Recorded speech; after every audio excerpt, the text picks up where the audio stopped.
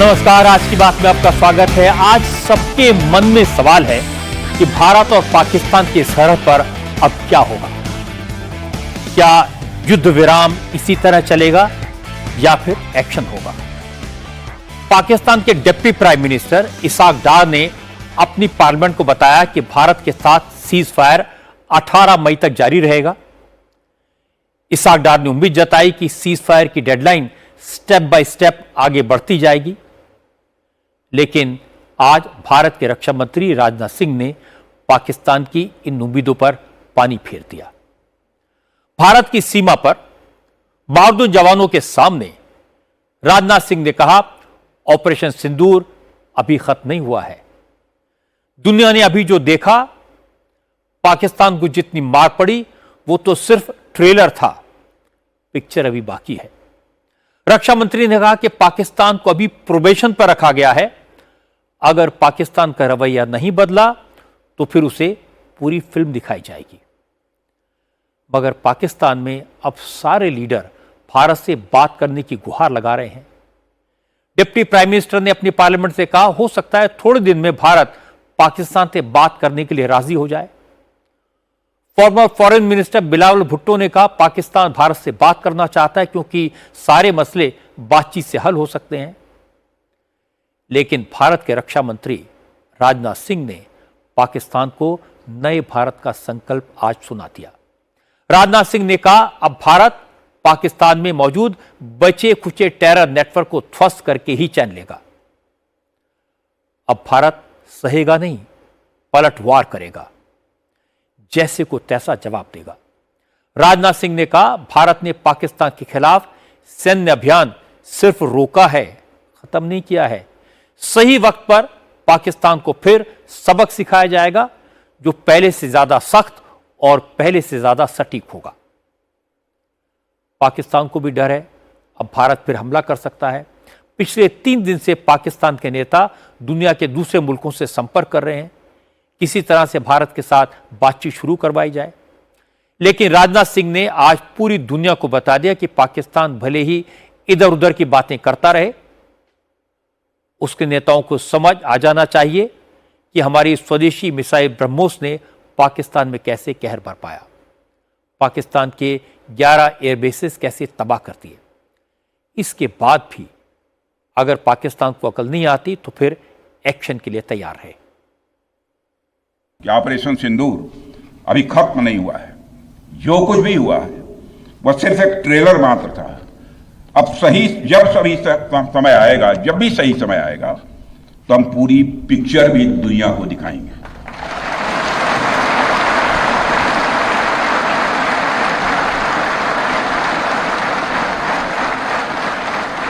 साथियों, आप सब तो जानते ही होंगे कि भारत में जब भी कोई उपद्रवी तत्व होता है जिसको लेकर यह आशंका रहती है कि यह भविष्य में कुछ उपद्रव कर सकता है, तो उसको मजिस्ट्रेट एवं पुलिस द्वारा गुड बिहेवियर के प्रोबेशन पर रखा जाता है। कोई गड़बड़ करता है तो उसको कुछ समय के लिए मजिस्ट्रेट गुड बिहेवियर के प्रोबेशन पर रखते हैं।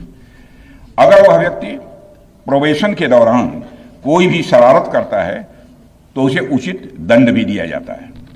ठीक उसी तरह वर्तमान सीज फायर में हमने पाकिस्तान को बिहेवियर के आधार पर अभी प्रोबेशन पर रखा हुआ है। यदि उसका बिहेवियर सुधरता है तब तो ठीक, और यदि बिहेवियर में फिर से गड़बड़ी आती है तो उसको कड़े से कड़ा दंड दिया जाएगा।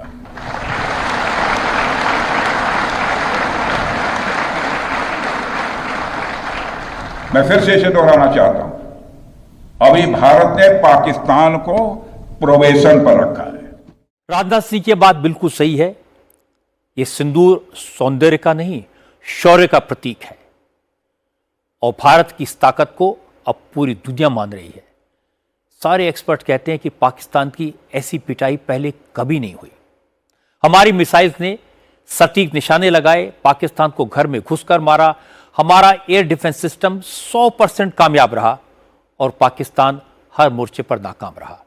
न उसका चाइनीज एयर डिफेंस काम आया, न चाइनीज फाइटर जेट हमारा कुछ बिगाड़ पाए, न पाकिस्तानी फौज हमारे एयर डिफेंस सिस्टम को भेद पाई। आज यह पता लगा कि 7 मई के हमले के बाद पाकिस्तान ने भारत के एयर डिफेंस को भेजने में पूरी ताकत लगा दी थी। एक एक करके राज बाहर आ रहे हैं। पता चला कि पाकिस्तान ने उस दिन भारत पर 600 से ज्यादा ड्रोन से अटैक किया था, लेकिन एक भी टारगेट तक नहीं पहुंच सका। सारे आसमान में नष्ट कर दिए गए, गिरा दिए गए। और इसके लिए भारत ने 1000 से ज्यादा एयर डिफेंस गन्स और 750 से अधिक शॉर्ट एंड मीडियम रेंज की मिसाइल्स का इस्तेमाल किया। पाकिस्तानी अटैक को नाकाम करने के बाद हमारी फौज ने पहले पाकिस्तानी एयर डिफेंस सिस्टम को जाम किया और इसके बाद 15 स्वदेशी सुपरसोनिक मिसाइल ब्रह्मोस के जरिए जबरदस्त प्रहार किया। हमारी ब्रह्मोस मिसाइल ने मिनटों में पाकिस्तान के 11 एयरबेसेस को कबाड़ में तब्दील कर दिया। हालांकि अब तक पाकिस्तानी नेता मानने को तैयार नहीं थे। भारत ने पाकिस्तान की हवा कैसे निकाल दी ये मानने को तैयार नहीं थे। लेकिन आज पाकिस्तानी हुकूमत के एक टेंडर नोटिस ने पाकिस्तान का झूठ खुद ब खुद उजागर कर दिया। पाकिस्तान ने अपनी एयरबेसेस की मरम्मत के लिए टेंडर निकाला है। इस टेंडर में एयरबेस रिपेयर करने की बात लिखी गई है। पाकिस्तान के एयरबेस रिपेयर करने की यह टेंडर पब्लिक डोमेन में है। अब पाकिस्तान के लोग अपनी सरकार से पूछ रहे हैं, अगर भारत के एक्शन में पाकिस्तान के किसी एयरबेस को कोई नुकसान नहीं हुआ तो फिर रिपेयर का टेंडर किस लिए निकाला गया? शहबाज शरीफ की सरकार के पास इसका कोई जवाब नहीं है। लेकिन पाकिस्तान के रिटायर्ड एयरफोर्स ऑफिसर्स अब खुलकर मान रहे हैं, इस बार इंडियन एयरफोर्स ने पाकिस्तान को घुटनों पर ला दिया। पाकिस्तान के retired air marshal Masood Akhtar ने कहा है कि भोलारी में भारत ने पाकिस्तान के एवॉक्स प्लेन को बर्बाद कर दिया, सारे एयरबेसेस पर मिसाइल्स की बारिश कर दी और पाकिस्तान कुछ नहीं कर पाया। पाकिस्तान के पायलट की हालत यह थी कि वो अपने रहे से फाइटर जेट्स को बचाने के लिए इधर उधर भाग रहे थे। नेक्स्ट मॉर्निंग ही came with surface to surface missiles. वो भी फिर आर्मी और एयरफोर्स ने, आर्मी ने अल-फतह हमारे मिसाइल मारे और एयरफोर्स ने, ये जो आप सुबह की बात कर रहे हैं जी जी, ये 10 की सुबह को हुआ, बिकॉज मेरी कुछ लोगों से बात भी हुई। उस बेस के ऊपर 4 surface to surface BrahMos missile आए। सरफेस टू सरफेस या एयर टू सरफेस ये मुझे नहीं पता। तो पायलट्स जो हैं वो पहले दौड़े कि वो अपने जहाजों को सिक्योर करें। अच्छा। और जैसे पहला आया वो जूम करके ऊपर से दूसरा आया, फिर तीसरा आया, फिर चौथा आया, जो कि अनफॉर्चुनेटली बुलारी में डायरेक्टली आके एक हैंगर पे लगा जहां पे कि एक हमारा एवैक्स खड़ा था जो डैमेज हुआ, जहां पे शहादतें भी हुई। ये बात सच है कि पाकिस्तान एक न्यूक्लियर स्टेट है। Stockholm International Peace Research Institute के मुताबिक पाकिस्तान के पास 170 न्यूक्लियर वेपन्स हैं। लेकिन पूरी दुनिया जानती है कि पाकिस्तान के परमाणु हथियार सिक्योर्ड नहीं है, सुरक्षित नहीं है। खुद पाकिस्तान के नेता ये बात कह चुके हैं। पाकिस्तान के former foreign minister Shah Mahmood Qureshi ने 2011 में कहा था कि पाकिस्तान के न्यूक्लियर वॉरहेड्स सुरक्षित हाथों में नहीं है। 2022 में अमेरिका के उस समय के प्रेसिडेंट जो बाइडेन ने कहा था, न्यूक्लियर हथियारों की वजह से पाकिस्तान दुनिया के सबसे खतरनाक देशों में से एक है। यही बात अब टॉम कूपर जैसे जाने माने डिफेंस एक्सपर्ट ने कही है। टॉम कूपर कह चुके हैं कि पाकिस्तान अपना न्यूक्लियर वेपन सुरक्षित नहीं रख सकता। यही बात आज रक्षा मंत्री राजनाथ सिंह ने कही। असल में पूरी दुनिया जानती है कि पाकिस्तान की सरकार और आतंकियों के बीच चोली दामन का रिश्ता है। पाकिस्तान के न्यूक्लियर साइंटिस्ट पर आतंकवादियों को न्यूक्लियर टेक्नोलॉजी बेचने के आरोप लगे हैं। अब्दुल कादिर खान, जो खुद को father of Pakistani atom bomb कहते हैं, उन पर लीबिया और नॉर्थ कोरिया को परमाणु बम की तकनीक बेचने का इल्जाम लगा था और पाकिस्तान की सरकार ने उन्हें घर में नजरबंद किया था। पाकिस्तानी फौज के मौजूदा प्रवक्ता लेफ्टिनेंट जनरल अहमद शरीफ चौधरी के वालिद सुल्तान बशीरुद्दीन महमूद पर nuclear technology Osama bin Laden को देने का आरोप लगा था, जिसके बाद बशीरुद्दीन को ग्लोबल टेररिस्ट डिक्लेयर कर दिया गया था। तो पाकिस्तान की ये हरकतें सबको पता है, कोई सीक्रेट तो नहीं है। इसलिए दुनिया को भारत की बात बड़े ध्यान से सुनने की जरूरत है। कि पाकिस्तान के न्यूक्लियर एसेट्स को IAEA को अपने हाथ में ले लेना चाहिए। हालांकि पाकिस्तान के नेता आतंकवाद के मुद्दे पर प्रधानमंत्री नरेंद्र मोदी के कड़े रुख और इंटरनेशनल प्रेशर की वजह से दहशतगर्दी से तौबा करने का दावा कर रहे हैं, लेकिन हकीकत यह है कि पाकिस्तान वाकई में कुत्ते की दुम की तरह है जो कभी सीधे नहीं हो सकती। पाकिस्तान ने एक बार फिर से आतंकवादियों के जख्मों पर मरहम लगाना शुरू किया है। ऑपरेशन सिंदूर के दौरान मारे गए आतंकवादियों के परिवारों को शहबाज शरीफ की सरकार ने 1-1 करोड़ रुपए देने का ऐलान किया है। भारत के हमले में जैश ए मोहम्मद के चीफ मसूद अजहर के परिवार के 14 लोग मारे गए थे। यानी ग्लोबल टेररिस्ट मसूद अजहर को पाकिस्तान की सरकार 14 करोड़ रुपए देगी। भारत के हमले में लश्कर के आतंकवादी मारे गए थे, उन्हें भी पाकिस्तान के सरकारी खजाने से पैसा मिलेगा। जो दहशतगर्द जख्मी हुए थे उन्हें शहबाज शरीफ की सरकार 20-20 लाख रुपए देगी और भारत के हमले में तबाह हुए आतंकी अड्डों का रिकंस्ट्रक्शन भी करवाएगी। भारत ने पाकिस्तानी हुकूमत के इस ऐलान को टेरर फंडिंग करार दिया है। आज रक्षा मंत्री राजनाथ सिंह ने कहा, IMF ने पाकिस्तान को $1 बिलियन की मदद दी और पाकिस्तान इस पैसे का इस्तेमाल दहशतगर्दी के अड्डों को फिर से आबाद करने में कर रहा है। भारत इसे कतई बर्दाश्त नहीं करेगा। राजनाथ सिंह ने कहा कि IMF को सोचना चाहिए, अगर उसकी तरफ से भेजा गया पैसा आतंकवाद के लिए इस्तेमाल हो रहा है तो क्या ये टेरर फंडिंग नहीं है? पाकिस्तान फिर से इस कोशिश में लग गया है कि ध्वस्त हुए आतंकी ढांचे को फिर से खड़ा किया जाए। वहां की सरकार पाकिस्तानी आम नागरिकों से लिया गया टैक्स जैश ए मोहम्मद जैसे आतंकवादी संगठन के आका मसूद अजहर को करीब 14 करोड़ रुपए देने में खर्च करेगी, जबकि वह यूनाइटेड नेशंस डेजिग्नेटेड टेररिस्ट घोषित हो चुका है। इतना ही नहीं, लश्कर-ए-तोयबा और जैश ए मोहम्मद के मुरूद के और बहावलपुर स्थित टेरर इंफ्रास्ट्रक्चर को फिर से खड़ा करने के लिए पाकिस्तान सरकार ने आर्थिक सहायता देने की घोषणा की है। लेकिन निश्चित रूप से इंटरनेशनल मॉनेटरी फंड से आने वाले $1 बिलियन के बड़े हिस्से को टेरर इंफ्रास्ट्रक्चर को फंड करने में इस्तेमाल होगा, ऐसा मेरा मानना है।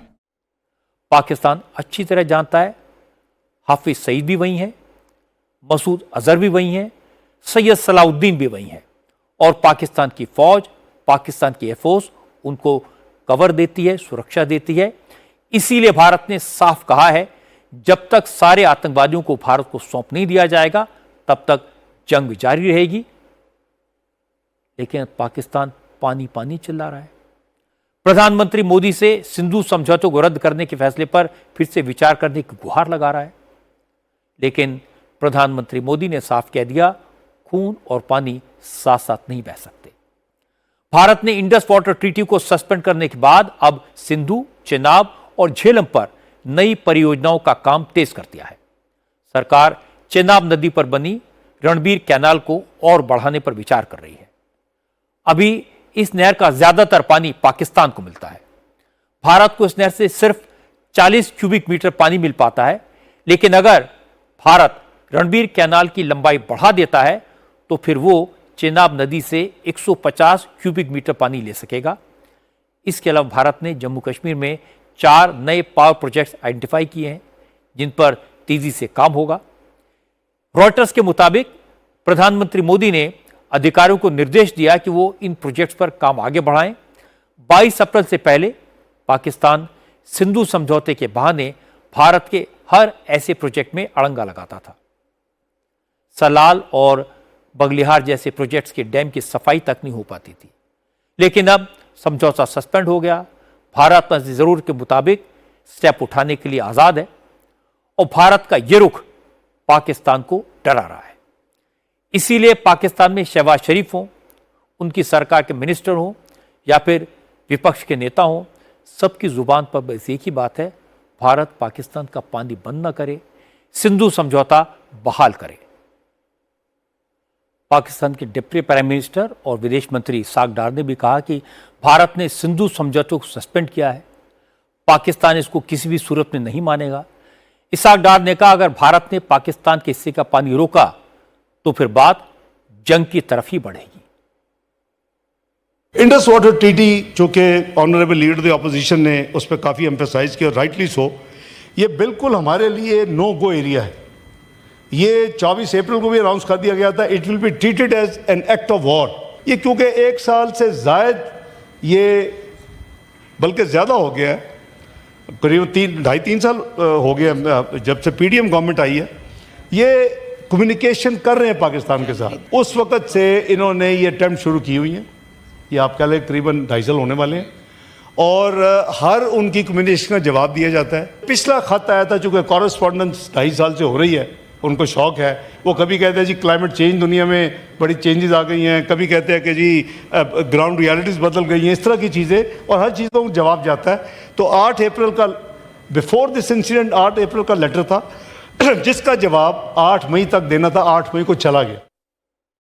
टर्की ने ऑपरेशन सिंदूर के दौरान पाकिस्तान की मदद की, उसे ड्रोन सप्लाई किए। अब देश के व्यापारियों ने टर्की का दाना पानी बंद करने का फैसला किया है। आज दिल्ली में ट्रेडर्स की सबसे बड़ी organisation Confederation of All India Traders की मीटिंग हुई। इसमें 24 राज्यों के बड़े ट्रेडर्स मौजूद थे और फैसला हुआ कि अब देश के कारोबारी इन दोनों देशों का माल न तो खरीदेंगे और न इनको माल बेचेंगे। इस फैसले को ट्रैवल और टूरिज्म इंडस्ट्री ने भी सपोर्ट किया है। CAIT ने सरकार से भी इन दोनों देशों के साथ बिजनेस रिलेशंस को रिव्यू करने की अपील की है। CAIT ने फिल्म इंडस्ट्री से भी कहा टर्की और अजरबैजान में फिल्मों की शूटिंग न करें। CAIT के महासचिव प्रवीण खंडेलवाल ने कहा, व्यापारी अब टर्की और अजरबैजान को भारत की ताकत का एहसास कराएंगे। उन्होंने कहा, इन दोनों देशों में अगर कोई भारतीय फिल्म शूट होती है तो उसका बॉयकॉट किया जाएगा। फैलाने वाले पाकिस्तान और पाकिस्तान को समर्थन देने वाली सबने एक स्वर से ये तय किया कि क्योंकि तुर्की और अजरबैजान ने पाकिस्तान का समर्थन किया, भारत के खिलाफ गया, और जो भारत के खिलाफ देश जाएगा, भारत का कारोबारी उसके साथ व्यापार करेगा, ये संभव नहीं है। इसलिए ये निर्णय किया गया कि तुर्की और अजरबैजान के साथ किसी भी प्रकार का आयात और निर्यात नहीं होगा। दोनों देश तुर्की और अजरबैजान की यात्राओं का बहिष्कार होगा। वहीं हमने भारत की फिल्म इंडस्ट्री से कहा है कि अपनी किसी भी फिल्म की शूटिंग तुर्की और अजरबैजान में न करें। अगर किसी ने की तो हम उस फिल्म का भी बहिष्कार करेंगे। मध्य प्रदेश सरकार के मंत्री विजय शाह के बेहुदा बयान को लेकर पूरे देश में पहले से ही नाराजगी है। आज मध्य प्रदेश के deputy chief minister Jagdish Devda के बयान पर भी हंगामा हुआ। कांग्रेस ने पूरे प्रदेश में जगदीश देवड़ा के खिलाफ प्रोटेस्ट का ऐलान कर दिया। जगदीश देवड़ा को बर्खास्त करने की मांग की। असल में हुआ यह कि देवड़ा जबलपुर में सिविल डिफेंस वॉलंटियर्स के एक प्रोग्राम में चीफ गेस्ट थे। उन्होंने ऑपरेशन सिंदूर का जिक्र किया और जो कुछ कहा उसके इंटरप्रिटेशन पर सियासत हुई। तो सबसे पहले तो मैं आपको जगदीश देवड़ा का बयान सुनवाता हूं जिस पर सारी कंट्रोवर्सी हुई। जो पर्यटक के रूप में गए थे, घूमने गए थे और वहां चुन चुन करके, धर्म पूछ करके और महिलाओं को एक तरफ खड़ी करके उनके सामने गोली मार दी, बच्चों के सामने गोली मारी। उस दिन से दिमाग में बहुत तनाव था पूरे देश के लोगों के दिमाग में कि जब तक इसका बदला नहीं लिया जाएगा और जिन माताओं के सिंदूर को मिटाने का काम जिन लोगों ने किया, जिन आतंकवादियों ने किया और जिन आतंकवादियों को जिनने पाला, जो पाल रहे हैं, उनको नेस्त नाबूद नहीं कर देंगे तब तक चैन की सांस नहीं लेंगे। और यशस्वी प्रधानमंत्री जी को हम धन्यवाद देना चाहेंगे और पूरा देश की वो सेना, वो सैनिक उनके चरणों में नतमस्तक है। उनके चरणों में पूरा देश नतमस्तक है। उन्होंने जो जवाब दिया है उसकी जितनी सराहना की जाए, जितना कहा जाए, एक बार उनके लिए जोरदार ताली बजा करके 3 साल बाद आज रूस और यूक्रेन ने युद्ध रोकने के लिए डायरेक्ट बात शुरू की। ये बातचीत टर्की के इस्तांबुल में हो रही है। यूक्रेन से सीधी बातचीत का प्रस्ताव पुतिन ने दिया था, जिसके बाद प्रेसिडेंट ट्रंप ने भी इसका स्वागत किया था। इस बातचीत में शामिल होने के लिए ज़ेलेंस्की इस्तांबुल पहुंच गए थे और वो पुतिन से आमने सामने बैठकर बात करना चाहते थे, लेकिन पुतिन ने इस बातचीत के लिए अपने सलाहकार व्लादिमीर मेंडिस्की की अगुवाई में एक डेलीगेशन भेज दिया। अब यूक्रेन के डेलीगेशन की अगुवाई वहां के रक्षा मंत्री रुस्तम उमेरोव कर रहे हैं। इस बातचीत के लिए यूक्रेन के सारे रिप्रेजेंटेटिव सेना के वर्दी पहनकर पहुंचे थे। यूक्रेन ने आरोप लगाया कि पुतिन शांति में इंटरेस्टेड नहीं है, इसीलिए उन्होंने लो लेवल का डेलीगेशन बातचीत के लिए भेजा। रूस ने कहा यह वही डेलीगेशन है जो 2022 में भी यूक्रेन से बात कर रहा था, पर तब यूक्रेन पश्चिमी देशों के प्रेशर में समझौते से मुकर गया था। अब ये कहना बड़ा मुश्किल है कि पुतिन इंटरेस्टेड हैं या नहीं, वो वहाँ पहुँचे क्यों नहीं पहुँचे, लेकिन आजकल सीज फायर और जंग रुकने की खबर सबसे पहले डोनाल्ड ट्रंप देते हैं।